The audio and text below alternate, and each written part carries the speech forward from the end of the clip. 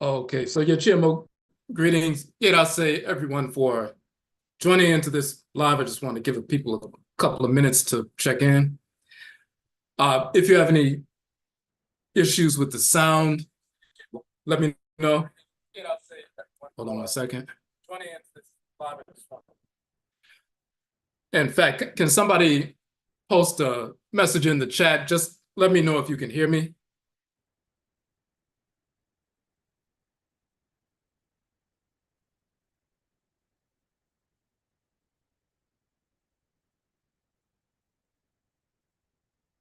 Just want to make sure the sound is good.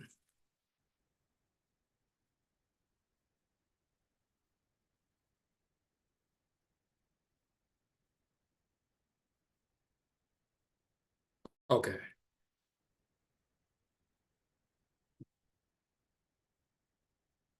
Okay, so your GMO greetings. Say that means thank you for tuning in. So for those who are unaware, I'm Odwirafo Kwesi Radnehambata Akan. And what I want to do with this short information session is to go over the information we just put out regarding our upcoming certification for meditation instructor, the Susuw certification. So we just want to touch on that information. If you have any questions about that, of course, we can answer those. Going to go over some of the information on the website, new page that we just put up. So let's touch on that now.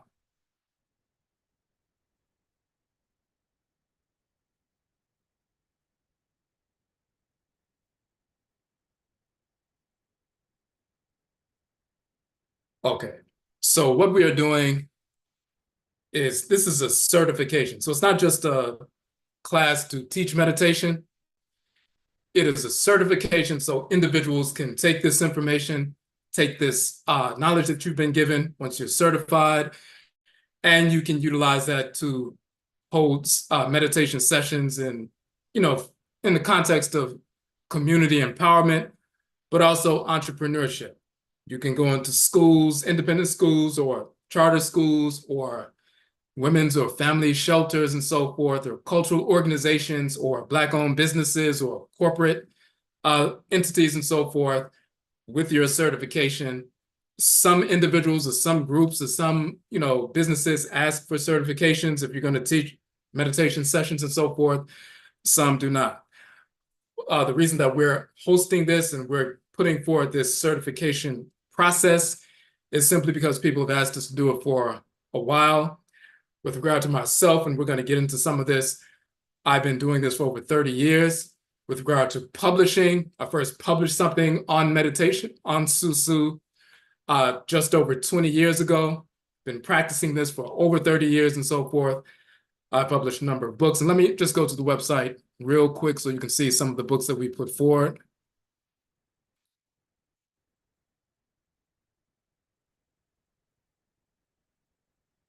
Okay, so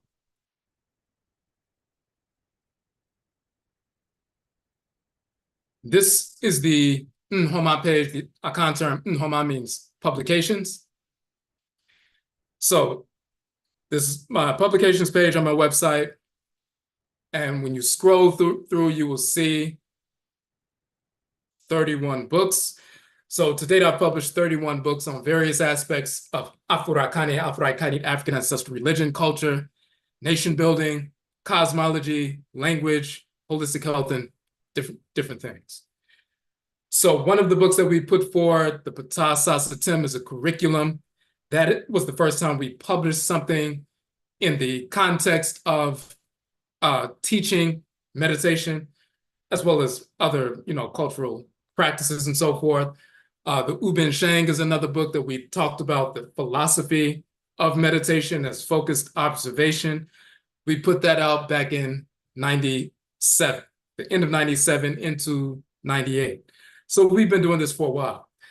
But a number of individuals have asked us if we can hold a certification course and process. So once you go through that process, then you're certified, and then you can take this information and utilize it in an entrepreneurial fashion. So this is the reason why we decided to do that. So we can impact our community, whether it's youth or adults, in various facets across the board. So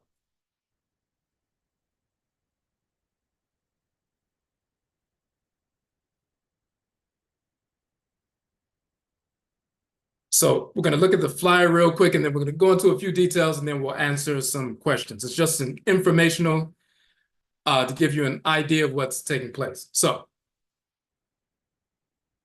first, we use the term Susuw, and then we give a definition. So we say Susuw is the ancient Akan term for meditation. Susuw originated in our ancestral culture of Afuraka, Afuraitkait, meaning Africa, tens of thousands of years ago, tens of thousands of years before India, before our people migrated into India and settled India, before Europeans came into existence. Prior to our migration into India, we were already practicing meditation. We're going to touch on that a little bit when we look at one of our books. So we originated this practice. This ancient practice has been utilized to regulate physical, emotional, and mental balance for millennia in varied expressions wherever our people have migrated in the world. If we look at, real quickly,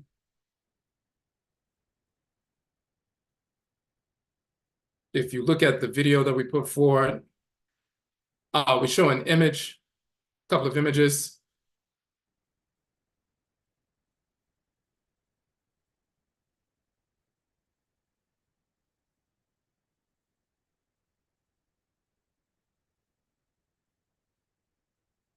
Second.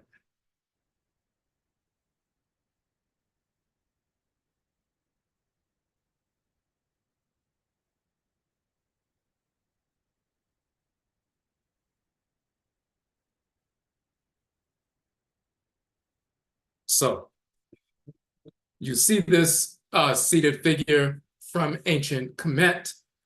This is Amenhotep, the son of Hapu. So there's a difference between Amenhotep, the first, second, third, and fourth, who are four different Ainsuer kings, so-called Perah, so-called pharaohs, and so forth. This is a official and an elder within the court, in the royal court and so forth. But Amenhotep, the son of Hapu, 1380, so-called BCE, about 2,300 years ago, 2,400 years ago. And what you see, of course,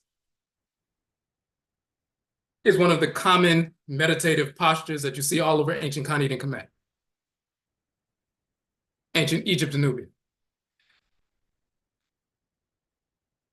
This sacred spiritual sculpture from the Akan people, in this context, the Baule Akan people in Ivory Coast in West Afuraka, Afuraitkait, West Africa. She's sitting on her sacred seat and so forth. That is a meditative posture as well. And then, of course, when we migrated into North America, we were forced to migrate into North America. We continued our ancestral religious practices, and Susuw meditation was part of that. No matter what group we came from, every Afurakani or Afuraitkait African ancestral group, clan, has their own term for meditation as part of spiritual ritual practice. Now,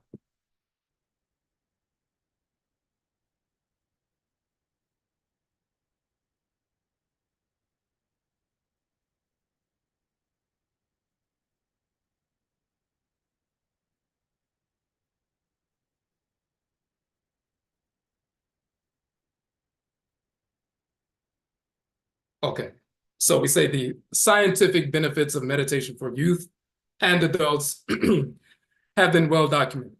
Enhancing learning outcomes, regulating behavior, overcoming anxiety, depression, rebalancing hormones. Hold on one second. Hold on one second. Let me make sure we can.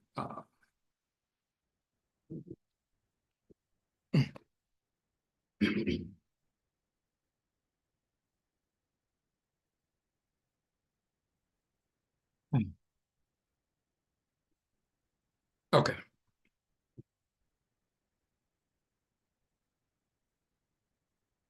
Okay, so overcoming anxiety, depression, rebalancing hormones, lowering blood pressure, reducing stress, regulating weight loss, overcoming addictions, developing discipline, maintaining focus to overcome obstacles to short and long-term goals. Now,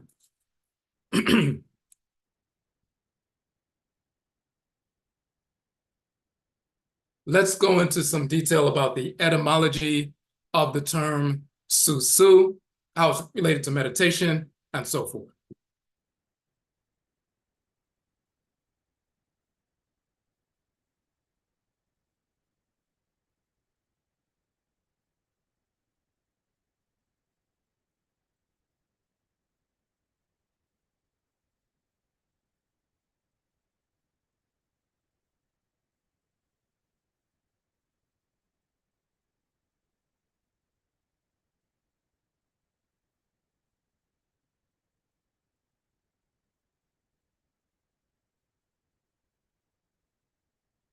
Okay, so we give this etymology first in the language of ancient Khanid and Kemet, so-called Nubian Egypt. Hold on one second.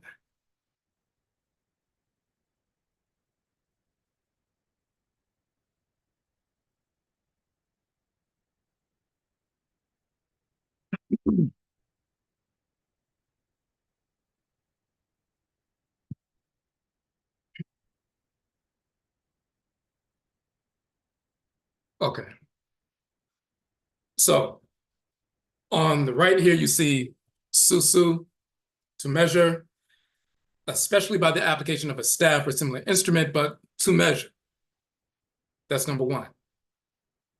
To sound, to search or measure the depth of, to calculate capacity. Number two, to think, imagine, suppose, presume, to think on, reflect upon, to consider, to meditate. That's in the Akan language. So the term Susuw, to think on, to reflect upon, to meditate upon, to measure.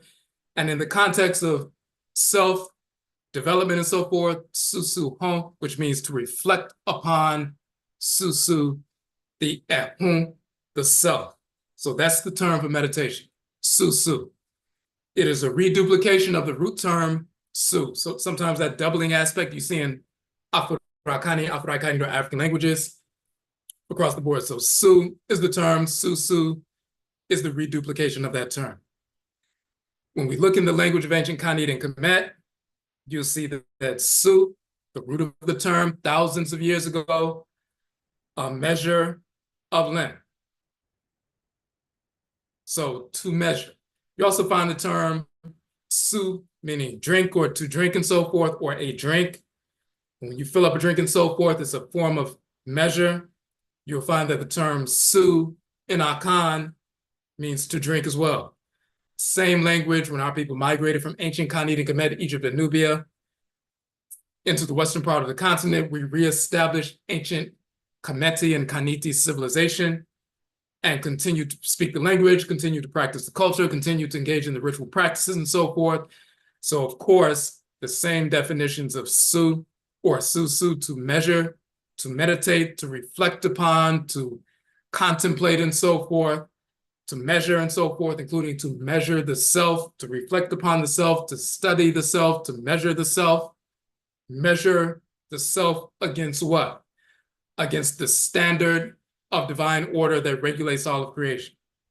So the same term you have in Akan, same term su, to measure and so forth in ancient Kemet. Now,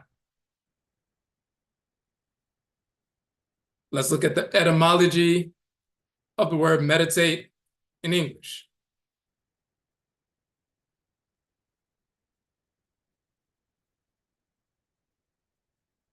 To ponder, to think abstractly, engage in mental contemplation. To meditate, to think over, reflect, consider. Frequentative form of the Proto-Indo-European root med. What does med mean?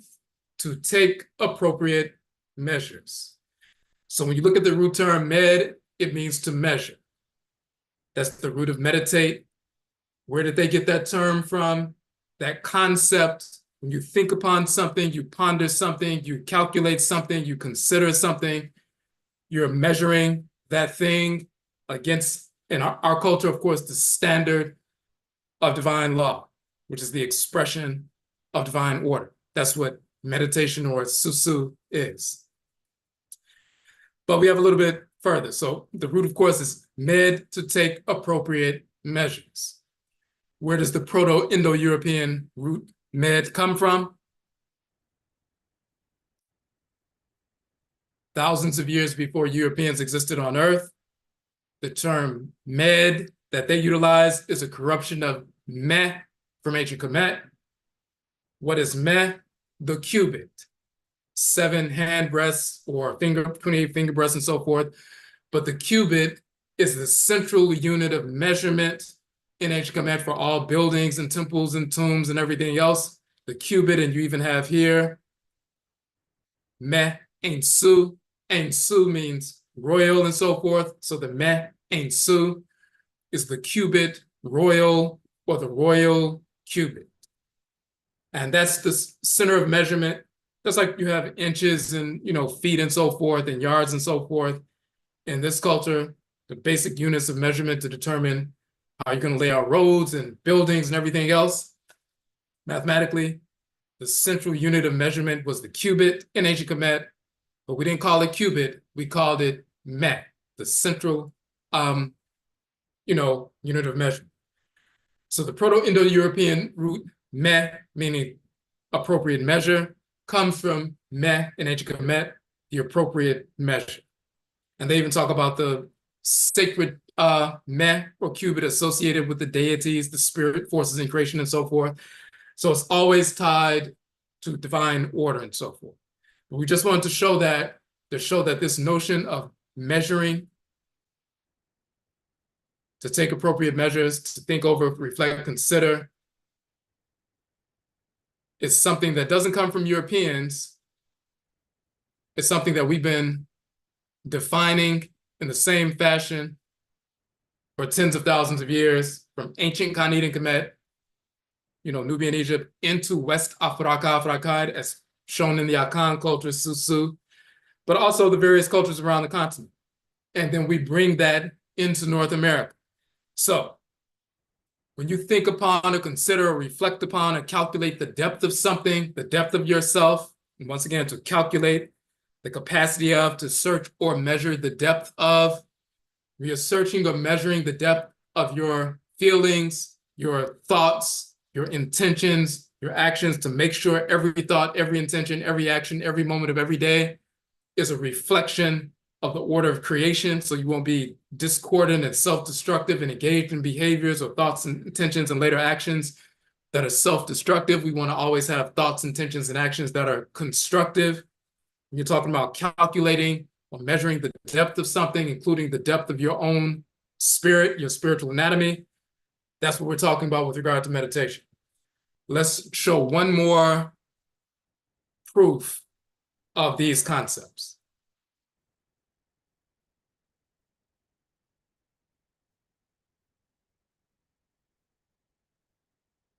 Okay, so another one of the books I published is called Ankh, the origin of the term yoga, Karakasa, the origin and nature of the chakra. So in this particular text, of course, you see the Ankh, which is the quote unquote key of life and so forth.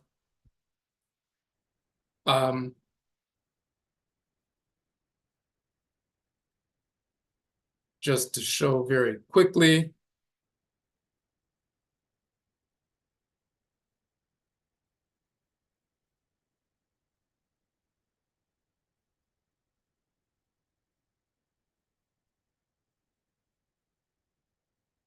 The word Ankh means life in ancient Kemet. This is the Ankh symbol. That means life in general, but one of the spellings, you'll see the Ankh, and then you see the wavy line, which is the N sound, and the Siev, which is the K sound, and the roll piece of papyrus, and you see a kneeling individual who's shrouded. That's an ancestral spirit, so forth and so forth. So that's a human life. In this sense, Ankh, meaning life, is the life of a human being who's now an ancestral spirit. But you also have Ankh, meaning the life of a domesticated goat. And you see the goat here with the horns and so forth. It's an animated life form. In this context, an animal which is an animated force. What's important is when you expand it out, you see that the ankh is around the neck of the goat in the form of a yoke. The reason why that's important is because typically when they talk about the origin of the term yoga, they trace it back to yoke and the Indo-European root yuk or yunek or yunk with a nasal N and so forth. And it means to yoke or to bind or to tie and so forth. And they would surmise that yoking is yoking, the spirit to the body or the spirit to the, divinity and so forth. This term ankh. Now let's just scroll up real quick. The ankh itself, the pronunciation of ankh, and we show this in the book linguistically, it came to be corrupted. The pronunciation instead of ankh, it became yonk by Europeans, and yonk became yunek and yonk and yug and yok and so forth, and later yoke and yoka and all of that. We go through the entire etymology to prove that, but the key is linguistically and also cosmologically, the ankh or the yonk, the life principle, is around the neck of the animal in the form of a yonk or a yoke. English yoke, Proto-Indo-European yonk, and so forth. So they took the term and the philosophy, but they didn't have the entire cosmology that supports that. We go into detail to prove that. In the book, we show the Medutu, the hieroglyphs, and everything else. In Akan culture today, you will see that the Akurbadal is a continuation of the Ankh symbol. We go into detail to show that. We also show that in the Akan language, you see right here, Onkwa in the Akan today means life, vitality, vigor, health, and so forth. So Onkwa in Akan is Ankh in ancient Kemet. It was corrupted into yonk and yoke and yoka by Europeans and so forth after they invaded ancient India, which was populated by our people before Europeans existed on Earth and so forth. So we just show the true story, not history, but the true story. This is one of the books that we're going to go into detail about in the course, just to give that true historical background.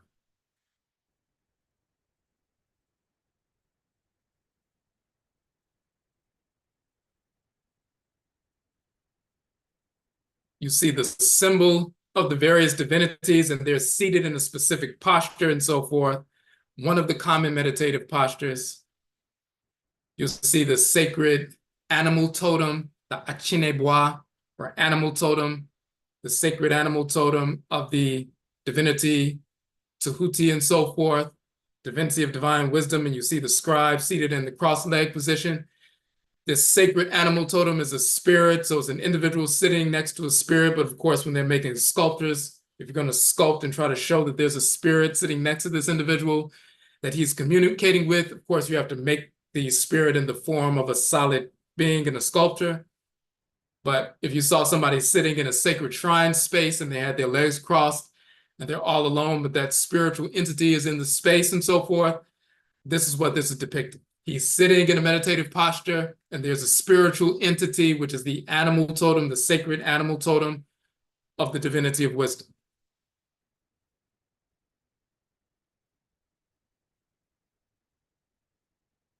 You'll also see that sacred animal totem of the divinity of wisdom.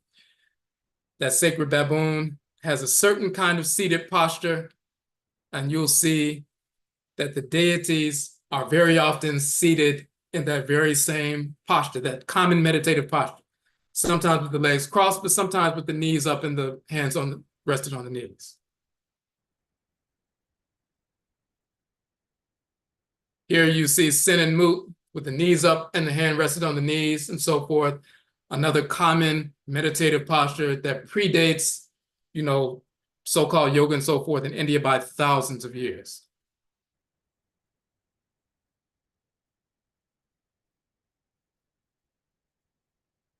Then we go into the origin of the term chakra or kakra. And we show in ancient Khanate Kemet, thousands of years before this term was taken by our people into India, kara, which became kakra, and later chakra, but it's still pronounced kakra in certain dialects in India. Kakra comes from kara, anything round, staff, stick, cylinder, and so forth.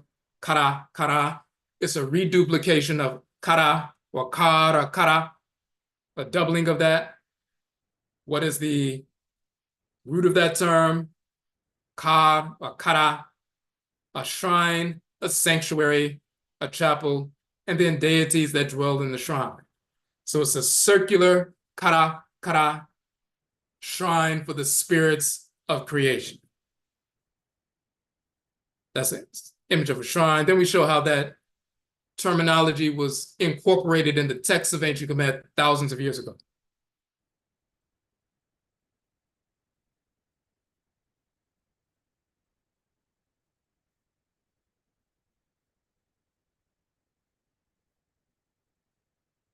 And just to go quickly, we show these, when you go back to the text of ancient Kemet, very often when you see people talking about yoga and chakras and everything else, they'll show a relationship between the sets of nerve ganglia, the bunches of nerves in the same positions as the 7 major kakra or chakra, what we call karu, and so forth. These 7 nerve ganglia or knots of nerves, as you can see here. Well, these 7 kasu or knots in the body were addressed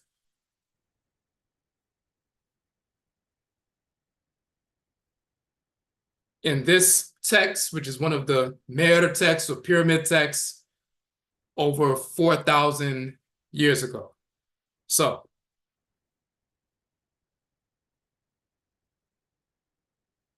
and we also quote from another text from the Runu Pert Imheru, chapter 71, so-called Book of the Dead, but the Runu Pert Imheru, and it addresses the 7 sacred knots. O you 7 knots, the arms of the balance on the night of setting the sacred eye in order, who cut off heads, who sever necks, who take away hearts, who make a slaughter in the island of fire. I know you, I know your names. May you know me just as I know your names. If I reach you, may you reach me. If you live through me, may I live through you. May you make me to flourish with what is in your hands, the staff, spine, which is in your grasp. So we're talking about the 7 sacred knots with spiritual forces animating each one of those 7 knots, and they're in the ritual prayer, they're invoking these spiritual forces that animate these 7 knots, and the 7 knots are around the staff or the spine of the individual. So we just put those texts out there to prove that we were talking about the 7 sacred knots associated with 7 spiritual entities, circular centers within the spirit body of the person thousands of years before Hinduism, Buddhism, Taoism, and so forth. Fully incorporated in ritual, fully incorporated in language, fully incorporated in the culture and cosmology of our people prior to our migration to India. Now, and of course, the pyramid texts are the oldest religious compositions yet unearthed in the world, older than any other religious compositions. And there's an address in this particular text, just so you can see it real quick.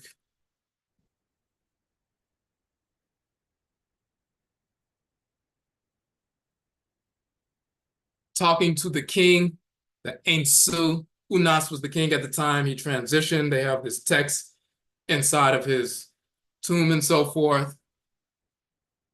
And the text says, it's 4,400 years ago. Unas, the king, is associated with the sacred Nau snake, the leading bull who has swallowed his 7 aratu, 7 radiant sacred cobras. And so his 7 neck vertebrae came into being. who give orders to the 7 Posjatu who hear the words of the king. So this notion 4,400 years ago that the king, when he's engaged in ritual practice, he swallows these 7 radiant discs that become his 7 neck vertebrae. This whole notion of 7 sacred centers around that are radiant energy centers along the vertebrae and so forth in the spirit body of the individual. We're just showing that that cosmology, philosophy, imagery, symbolism was originated by our people tens of thousands of years ago, and it continued in the pyramid text, the Meru text, and so forth. And when our people migrated, some of us, to India, different parts of the world and so forth, of course, we carried that with us. So it has nothing to do with Indo-Europeans invading Northwest India a few thousand years ago and bringing any culture.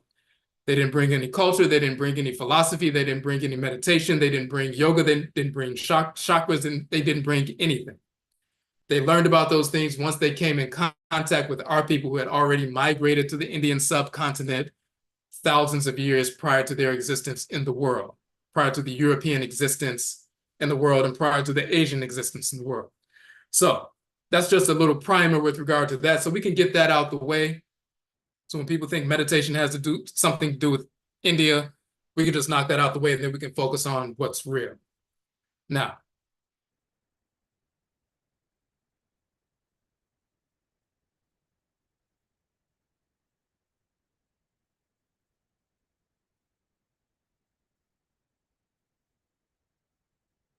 so when it comes to meditation, when we talk about measuring the depth of something, measuring the capacity of something, reflecting, pondering upon yourself, so you can align your thoughts, intentions, and actions with productive behavior instead of self-destructive behavior and so forth.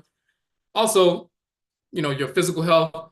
If we think about it, you meditate every single day.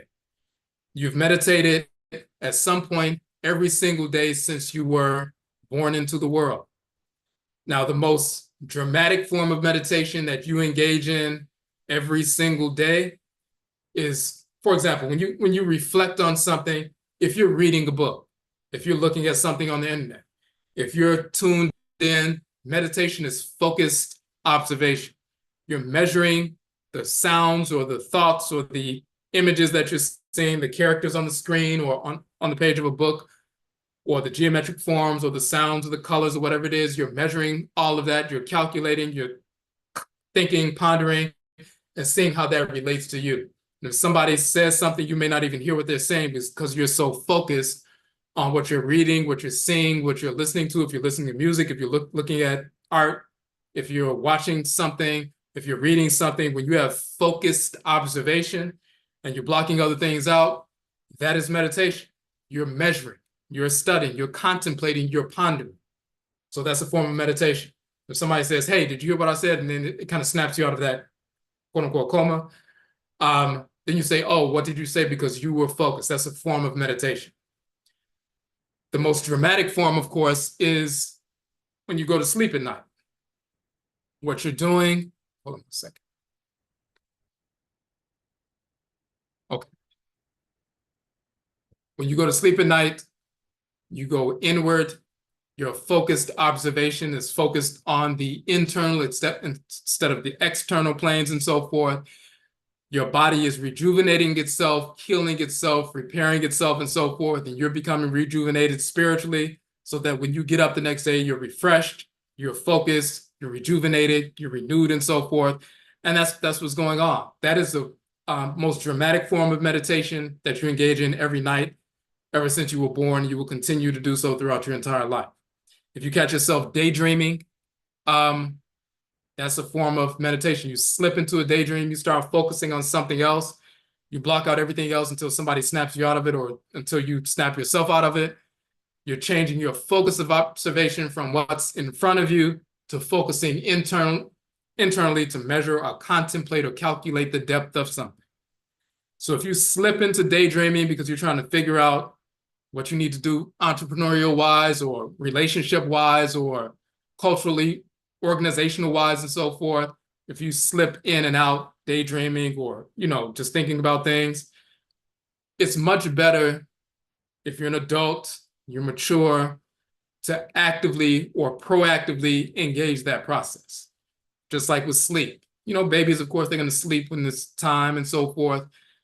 If you stay up all day, you're doing whatever you're doing, working, engaging in different projects and so forth, and you just keep going and going and going and going for 15, 16, 18, 20 hours until you just pass out in the chair and fall asleep, that's not the best way to operate. The best way to operate is to plan that process so that you can take optimum advantage of it. So you make sure you do certain things at certain times of the day, and then when nighttime comes along, you set aside that time so you can get that renewal for that deep sense of meditation so you can get the most out of it. You can repair your body, renew your cells and so forth, and also rejuvenate your mind, your spirit.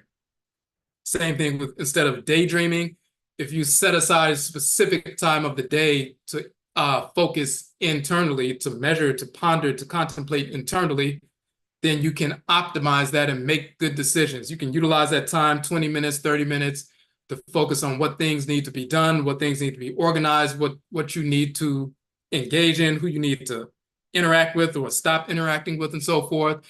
You can look into different problems, assess these issues, find remedies and so forth, or resources that can help you bring balance to situations. When you plan it out, when you're proactive, instead of just allowing it to happen to you, like you fall into a daydream or you fall into a, you just lose consciousness of what's going on in the moment and you start focusing on something else because you have some anxiety, that's not the best way to operate. We do that sometimes as children, but once you become adults, you regulate your life, you plan your life and so forth for optimization. So we do the same thing with regard to meditation. We optimize that practice, the practice that we've been engaged in every day of our lives since we were infants. We optimize that and take advantage and take control of that. Another form of meditation is when you see bears going to hibernation and so forth. The weather changes, they go into that hibernation, they rejuvenate themselves, they purify themselves, they protect themselves and so forth. And then when they come out, they're rejuvenated, they're ready to engage the world. Crocodiles do the same thing. They go into what is called estivation. They bury themselves in, for example, the Nile crocodile buries itself in the Nile mud and so forth for a number of weeks and so forth, not moving, very similar to hibernation. But then when it's time for them to emerge, they're purified, they're rejuvenated, and so forth. And we do the same thing when we sleep, when we go into spirit consultation, when we dream, but also when we engage in meditation or ritual song or ritual dance or pouring libation or different things that we do. So when we're talking about meditation, and we're going to get into this in the course, we let people know first and foremost that you engage in focused observation every single day. Anytime you focus on something and block something else out, you are meditating. You're just throwing yourself into that meditative posture. So what's the best way to do that? Looking at television and looking at something that's plugging your consciousness and subconsciousness with foolish images or, misinformation and so forth? Or do you watch things that are going to empower you, inform you, and so forth? If you're listening to music, is it something that's empowering, energizing and so forth? Or is it something that's plugging misinformation or self-destructive ideas, vices and so forth into your subconscious so you continue to operate on that? You take control of what you're ingesting and utilize it for your benefit. So you let people know, we let people know ahead of time, youth as well as adults. We've taught meditation with youth as well as adults over the past 20 plus years. So you let them know you're already engaged in meditation on a regular basis. Now it's time to properly define it and utilize it to its best benefit since you're doing it already. Now,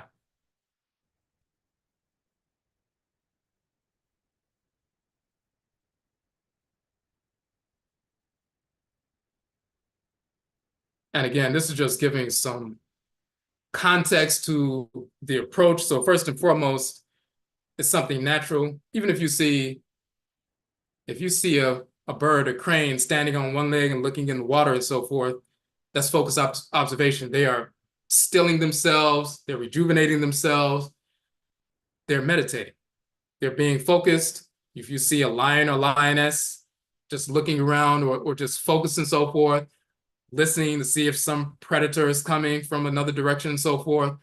Their observation is focused. Animals do that. We do that naturally. We need to optimize what we're doing. And of course, when you get to this whole notion of the scientific benefits of meditation, whether it's lowering blood pressure, all these different things that we read about a little while ago, those are the things that are selling points when you enter into contractual arrangements with schools or organizations or businesses or, certain events when people say, hey, we need somebody to teach a 30-minute or host a 30-minute session where you may introduce some things for the first 10 minutes. You may have a 15-minute, meditation session and then have some questions and answers and so forth. It depends on how you want to structure. But so our approach is rooted in our culture, the original culture of meditation, spiritual development, cultivation, and so forth.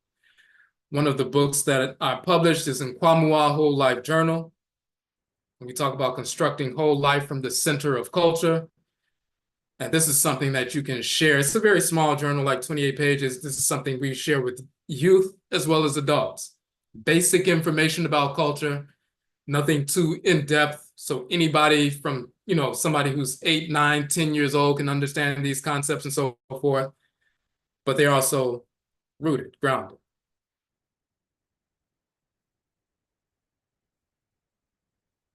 So for example, in this particular section, we talk about the 7-part definition of melanin or abatum, the chemical in your skin that gives you your color and how it photosynthesizes, sunlight and transforms it into energy or transforms sound waves into energy for your body and so forth. Melanin goes to the site of a cut or a wound and helps to clot the blood and forms a scab, which is a black Band-Aid and so forth to help protect the body while healing is taking place. A number of different things that this black chemical in our bodies that gives us our color does for us. So when people study that scientifically, they begin to understand this black substance that gives us our color also is found in all of our major organs. This is why our organs can work properly. If we don't have proper amounts of melanin in our major organs, they will not function properly. So they start having a different respect for that chemical that gives us our color. That's just one thing. That's one of the first things we teach amongst the youth, and that's the first thing that they really get excited about.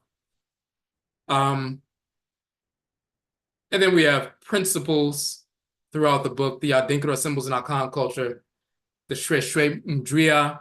You examine what is within so that you may fully understand what is within. So when they see these symbols, they can incorporate them in their meditative practice. There are proverbs associated with each symbol that have to do with ancestral wisdom that can enhance every aspect of life, a number of different things.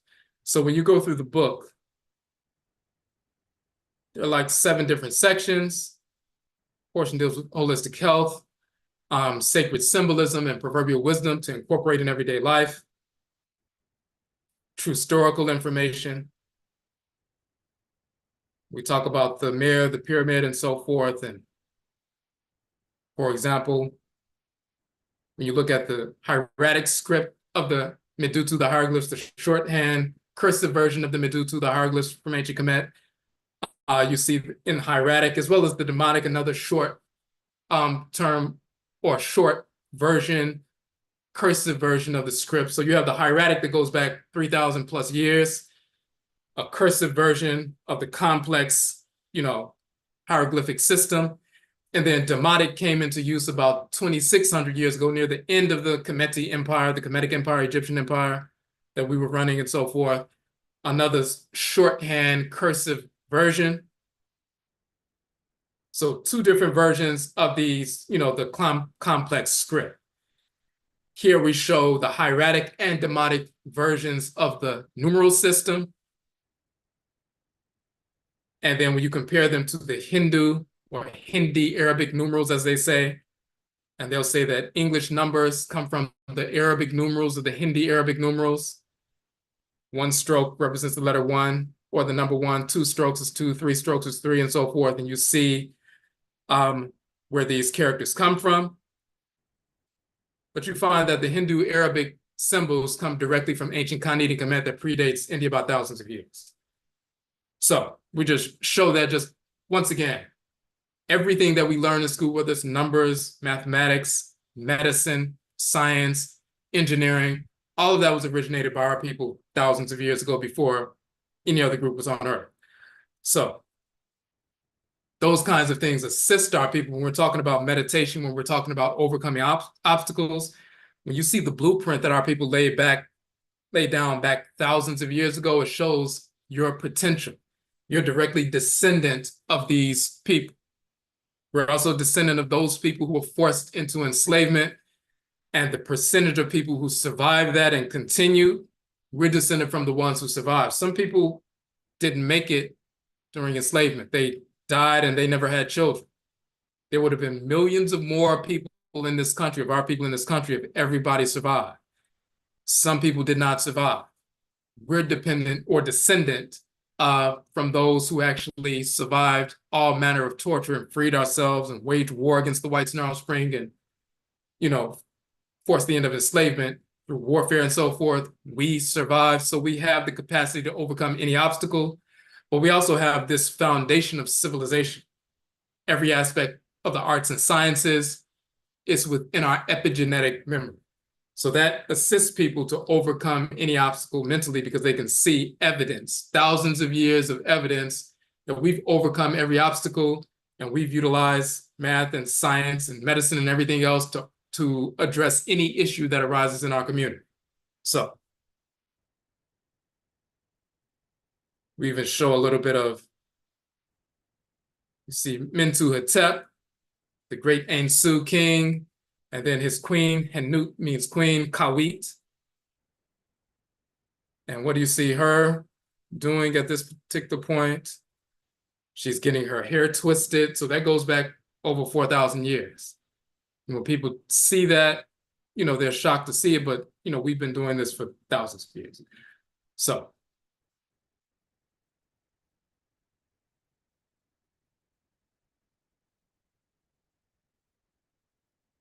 this, of course, is Queen T, Amenhotep III. They are the grandparents of King Tutankhamen, misnomer King Tut.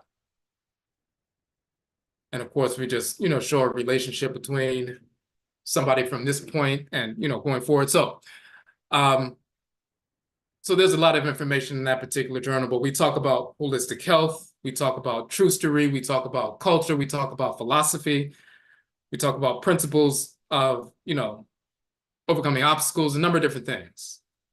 On the holistic health side,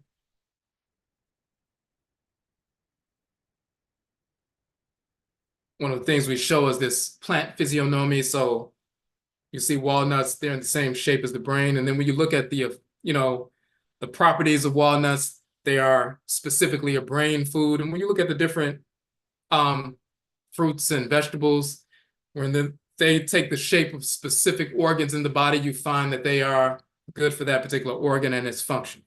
So that's something that we figured out thousands of years ago, and it's still, true today. So these are the kinds of things that open people's minds to say, wait a minute, there are a lot of things that we don't know about what's happening around us in nature. And it just opens them up to be more, open to studying and learning and incorporating new things and utilizing Susuw to address any, obstacle that they come in contact with. So that book, of course, just like our other 31 books, are all free downloads from our website, but we will be going through that.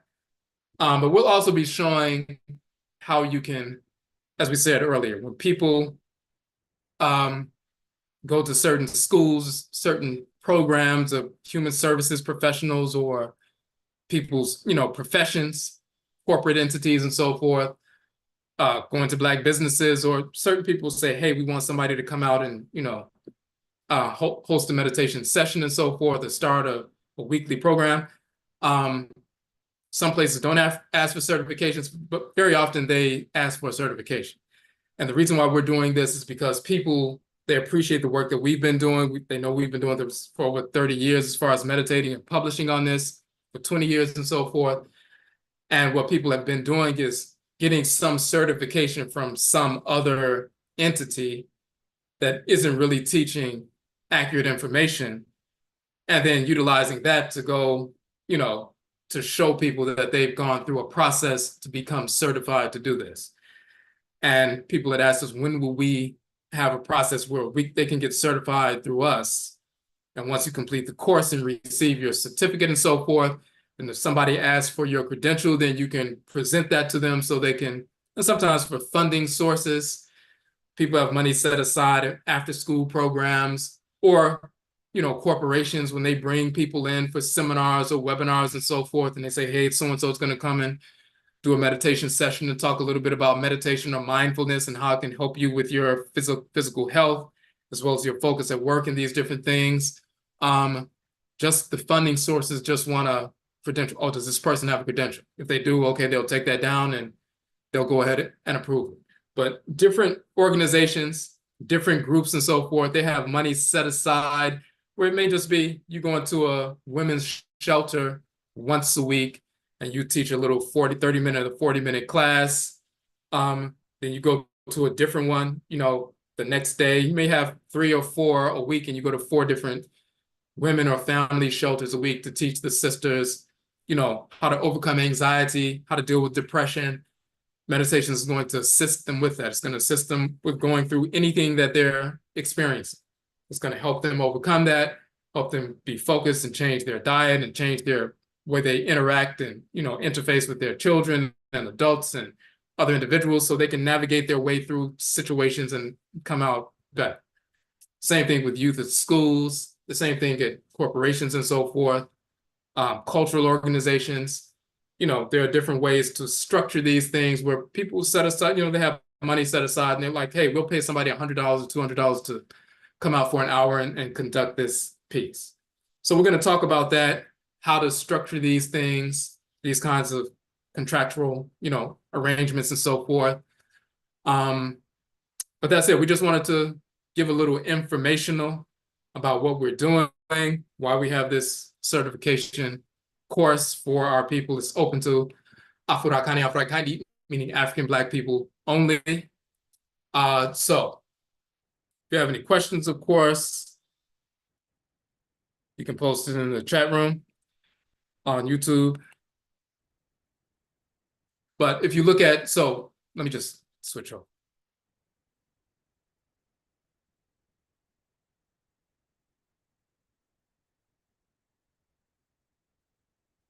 Okay, so this is the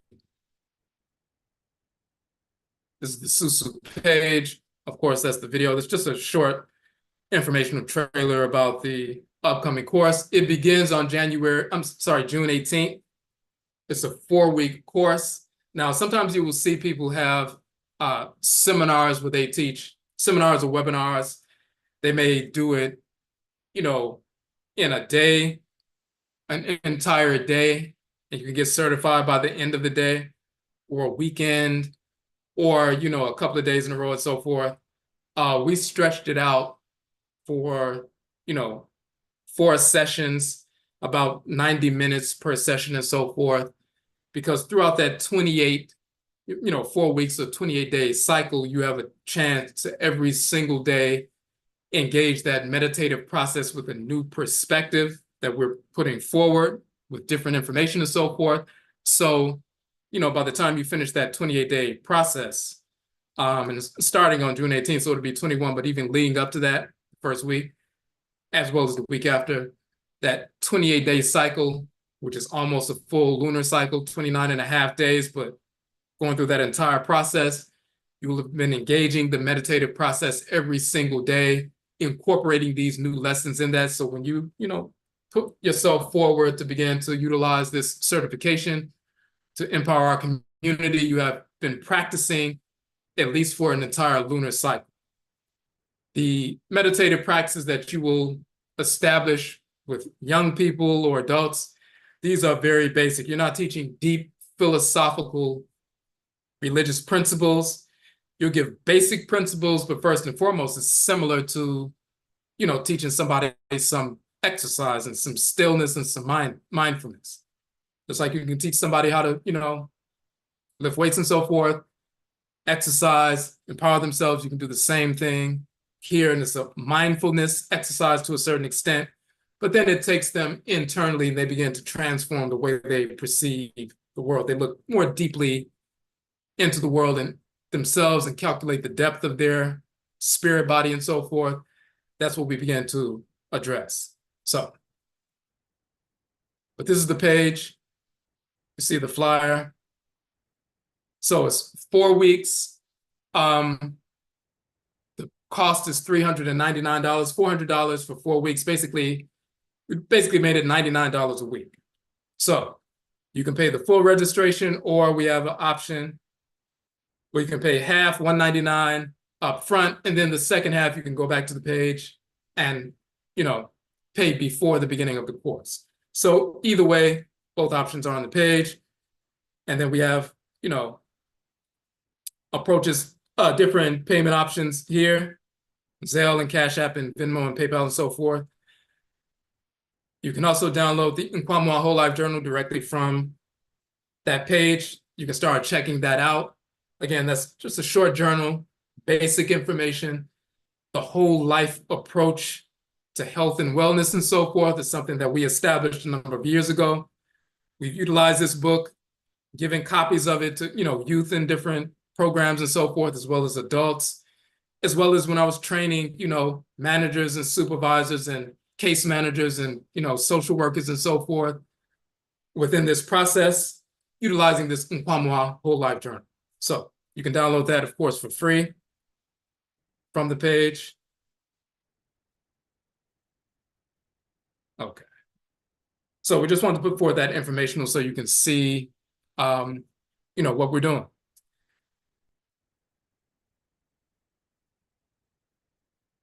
So in order to, you know, reserve your space so you can get in the course, you can go to the page, the Susuw page, and you can reserve your spot. So I'm gonna check in the chat room on YouTube to make sure we didn't miss anybody.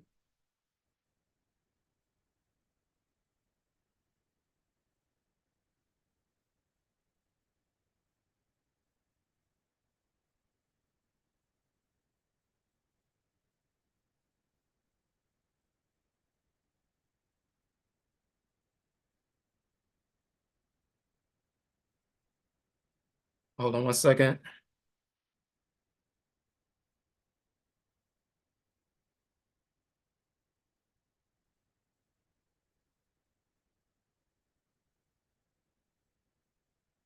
Okay.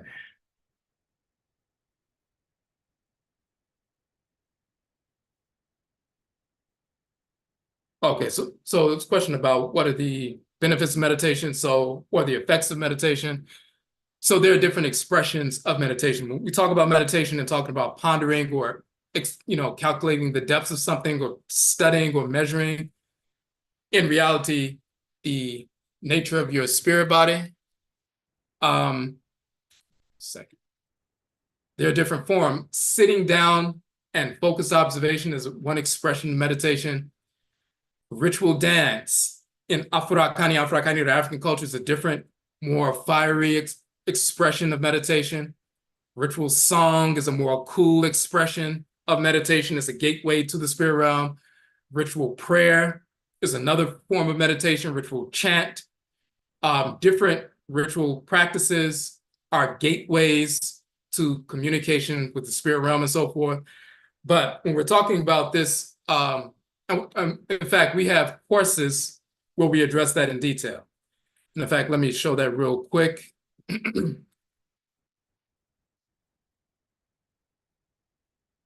On our Akan page on our website, you see the ancestral instruction.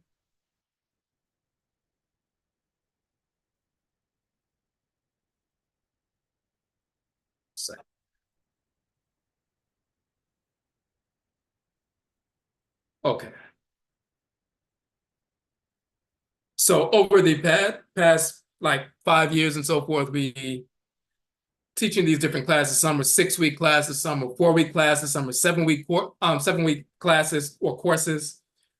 We have, you know, one of them is a 13-week course, 13-week course, but most of them are either 6-week courses or 4-week courses. All of them are archived now, so we have 40 online courses. This is a collage of them. When you scroll on the page, you'll see the original flyers for each one of the courses. They still, are available now. They're 50% off because they're archived, so you can look at the different flyers and so forth and see which one you want, and you can purchase that. And since you brought that question up, let me just pull up one of them. Okay.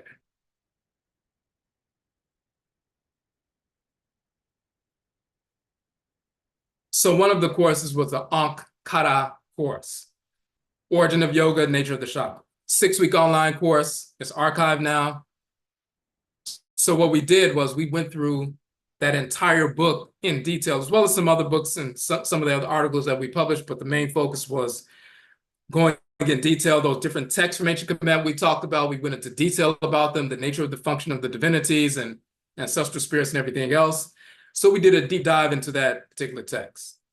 And then when you scroll through and see the other 40, the 40 courses that we have, we go into detailed information about the cosmology and ritual practice and a number of different things. Let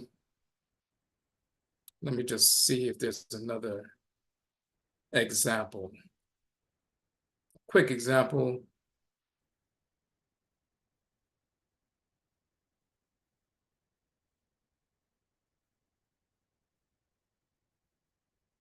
Okay. For example, our Nkom course, 4 elemental rituals of spirit communication, practical instruction. So we talk about Oshue, which is libation, Nkomre, which is an ancestral shrine, Susuw, which is meditation, Afuraitkait, which is soul washing, or spiritual head cleansing, and so forth. So that was a 4-week course. It's archived, and we go into a deep dive into that. But that's, of course, you can always, access those. But for this particular course, it's introductory. It's for youth and adults, people who are typically not, informed, well-informed, or informed at all about our culture. People who, on one hand, may have heard about meditation, assumed they came from India or something, but also heard that it can have specific benefits. And when it comes to the general population, enhancing learning outcomes, that's for youth as well as adults, regulating behavior, overcoming anxiety and depression, rebalancing hormones, lowering blood pressure, reducing stress, regulating weight loss, overcoming addictions, developing discipline, maintaining focus to overcome obstacles to short and long-term goals. Those things alone will greatly enhance the lives of our people. And typically, when our people start off learning about things like this, and they see the benefit of it just by, engaging in basic meditation or Susuw, on a periodic basis, because they see the effectiveness of it, then they want to learn more about their culture and where it comes from and how we came to develop these practices. And then they start looking into trustery and they look into cultural and ritual practices and so forth. And that leads to that very often, typically. But starting off, this is for our general community, our general public, our general community, youth as well as adults. And when people get the information, they see the immediate benefit and they see the value of it and so forth.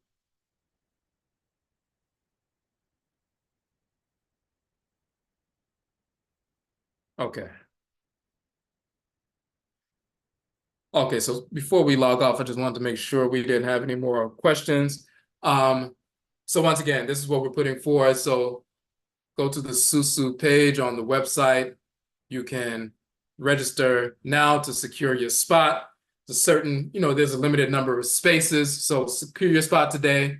And you can share the information as well. Once again, this course is open to Afuraitkait meaning African people, Black people exclusively.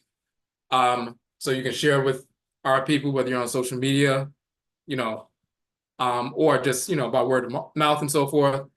But yes, So this is an offering, once again, it was requested for a number of years. People have requested us to do something with regard to certification. They've seen the 40 courses that we have, and we just completed the 40th course a few weeks ago. So people have seen those and they've taken those and so forth, and they've benefited from that. But we hadn't taken the step of certification, even though people have asked for that for a number of years because they needed that. And some people just don't want to get certifications from other organizations or groups that are teaching things that are halfway accurate and halfway not accurate. And they're forced to take it from them so they can get the piece of paper, the certificate, so they can utilize that, to engage in entrepreneurial endeavors. So we decided to go ahead and at least do this one for Susuw, for meditation, because that's something that's foundational, that you don't need to spend years and years and years studying. Again, we meditate every day, but now we're taking, control of that, taking a proactive approach to utilizing what we've already been doing to pinpoint the accuracy of it so we can develop ourselves, enhance ourselves in every facet of life. So this is why we decided to use Susuw, primarily because people have been asking specifically for this specific certification. So, okay, so we're going to go ahead and end it here. If you have any questions, of course, our email is in the description for the video. Hit us up. But again, I say we thank everybody for joining in with us, and we look forward to connecting with you all in the course. And Yebeshabio, we will meet again. That's up.